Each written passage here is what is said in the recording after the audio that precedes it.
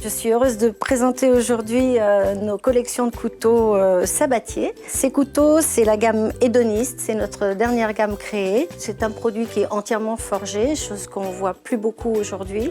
La lame, la mitre, qui est la partie centrale, et la soie sont faites d'un seul tenant. Maintenant, on va passer à l'utilisation concrète, une petite démonstration non professionnelle de l'ensemble de ces couteaux au travers des différents ingrédients qu'on va utiliser. Donc on va commencer par le couteau d'office, petite lame rigide. Donc je prends par exemple un kiwi et là c'est de pouvoir couper des petits trognons et peler. Sur des plus gros légumes, enlever les petits trognons, on peut couper les petits tronçons, refaire des petits lanières, etc. Alors pour ce qui concerne la prise en main des couteaux, ça, c'est au confort de chacun. On peut le prendre directement par le manche, mais parfois, il est plus facile de l'utiliser en positionnant directement son pouce sur la lame. Il y a un arrondi ici qui permet de positionner exactement le pouce comme on en a envie. Pour continuer, on a donc le utility qu'on va utiliser principalement pour des agrumes. Ce utility avec ses dents a une denture qui accroche véritablement au niveau de la chair et qui permet d'avoir des coupes qui sont précises, régulières et sans accroche. Maintenant, c'est le couteau chef. Alors, on va commencer déjà une première fonction toute simple pour faire des tronçons. Donc, c'est un couteau qui a une lame assez large, qui est assez fin et qui a du poids, ce qui permet de pouvoir faire quelque chose de facile. Voilà, pour faire des petites rondelles. Le couteau pain, lui, il a une particularité au niveau de la denture. Une denture qui est ce qu'on appelle en demi-lune et qui permet d'attaquer les croûtes et donc de ne pas écraser le pain, mais d'avoir des tranches qui sont parfaitement coupées et parfaitement régulières.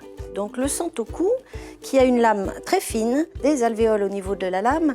Alors ces alvéoles, elles ont une fonction qui est de permettre aux aliments qui vont être découpés de ne pas coller à la lame. Alors, pour démarrer mon tartare, je vais commencer par faire des tranches relativement fines.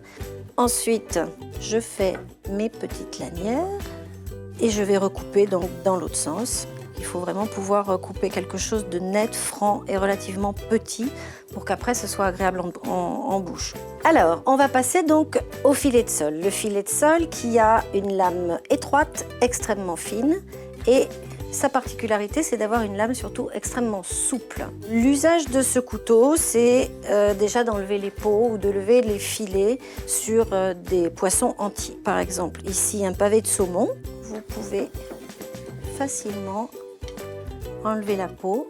Au niveau du saumon, bien souvent, on a une partie qui est noire. Ça a un goût désagréable et surtout esthétiquement, c'est pas joli. Donc ce couteau-là, qui est très fin, permet de pouvoir venir vraiment en surface enlever cette partie noire. Tous les couteaux nécessitent un entretien. Donc c'est de le réaffûter régulièrement pour maintenir un fil parfait et pour pouvoir avoir une coupe précise. Bien que les couteaux soient effectivement garantis au lave-vaisselle, il faut éviter à tout prix. Notre préconisation, c'est de le laver directement sous l'eau, immédiatement le sécher et le ranger derrière et on a la certitude de garder un couteau efficace longtemps. Notre petite démonstration est terminée. J'espère que vous aurez apprécié et surtout eu envie de découvrir le plaisir qu'on retire de l'usage de chaque couteau. Donc nos couteaux Lion Sabatier sont là pour vous rendre ce plaisir, d'une part par leur fonctionnalité, par leur qualité de coupe, par leur longévité de coupe dans le temps et par le plaisir qu'on a de s'en servir au quotidien.